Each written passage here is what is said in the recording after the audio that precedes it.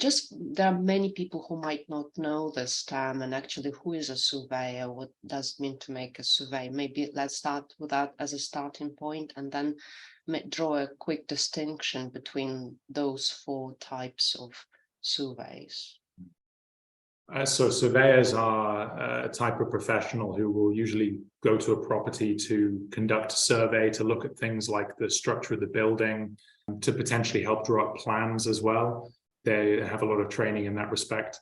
You get surveyors who are experts in certain areas as well, like party walls, or who are experts in lease extensions or leasehold enfranchisement, where you're purchasing the freehold. So they're another type of property professional, and they're very experienced in determining things like structural issues and valuations for properties as well. So their main task is basically to evaluate the property and find out any sort of constructional issues Yeah, be caused by the flood too.